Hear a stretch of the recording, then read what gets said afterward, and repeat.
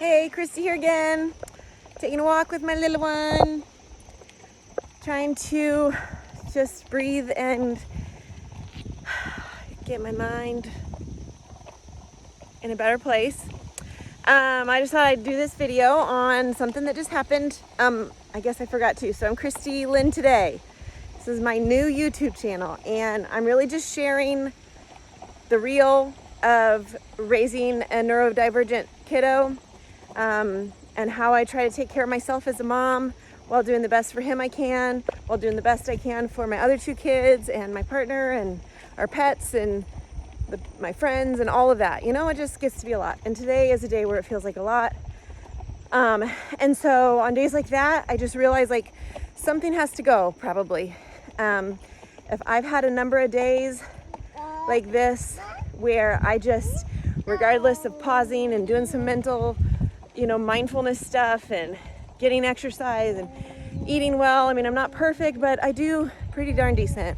So if I start feeling the way I'm feeling on the inside, which is my chest is tight, my stomach feels clenched, my thoughts are racing, I am doing all the things, but I still am struggling to be present, it means that something's got to go. So the experience we had today wasn't awful. When my son was littler, it probably would have really hit me harder. But, when your child has a variety of needs, you have a variety of services. That might look like people coming in your home. That might look like you going to 100 different offices. No, I'm just kidding, but it feels that way. And sometimes the professional changes. So that's what just happened. We were doing OT, had a really amazing experience. OT was not for my son when he was little because there were the transitions and the demands were just way too frustrating, and so it was just like constant meltdown. I knew it was just like too much for him to be learning. So now as a teen, he's doing awesome because he really enjoys, got the baby and the dog stuck. He really enjoys meeting new people. Anyway, so we had this really great OT period of like, I think maybe 6 months. Really good fit. She had a really good energy that matched his, and she and I's communication was good, and he made like a ton of progress. And then she needed to take a job closer to her family, and so we transitioned, and today was our first appointment after like a several week break and a reevaluation with the new one. And there was nothing wrong with her, but there wasn't anything right. You know what I mean? And I guess the point of this video is just to say, like, in the beginning, you as a mama have these feelings in your gut, like this is not gonna work or this is not a good fit. And I doubted it a lot, and you probably do too.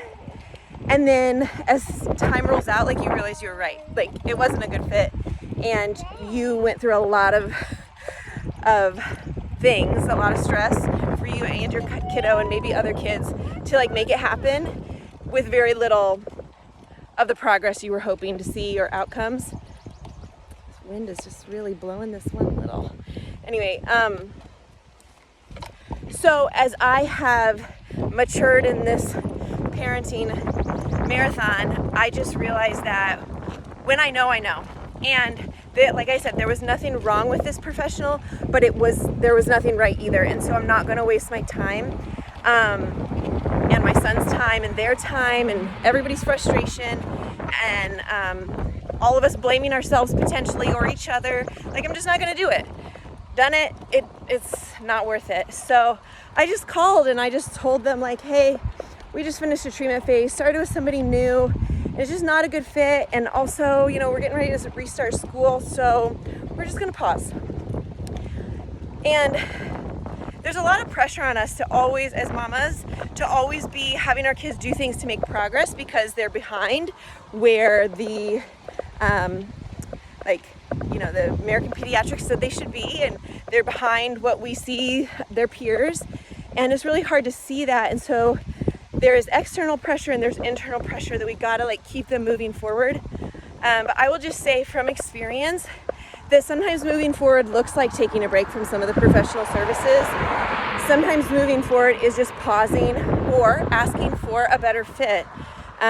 It's not always pushing through. So we're not going to push through this time, and I know that I'm going to thank myself, and my son is going to thank me, even if he doesn't. I mean, he may not remember. I mean, but what we're going to do instead is, like, I know the homework that we had from the first treatment phase, and I'm just going to up the ante because I know what he's capable of. And so having done this for over 10 years with him, I know how to challenge him just enough that it's harder but not too hard.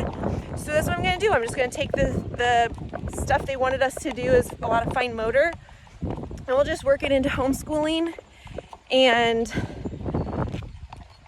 trust myself and trust him to keep growing. And if our schedule allows and our energy allows, we'll try again. But my main point here is just, when you're using a professional service and it's not working, it's okay to stop, or it's okay to ask for somebody new. Your child deserves that. You deserve that. It's really a kindness to all. Also, I had a background as a professional. I was a therapist working with kids, and so I was really good with them. So most of them was a good fit. I didn't have a lot of people leave, but sometimes it's just not, or sometimes you work with a child so long that it's time for them to work with somebody new.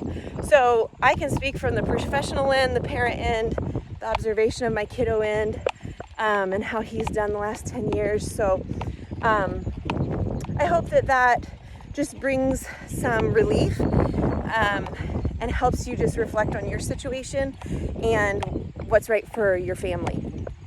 Okay, talk to you next time.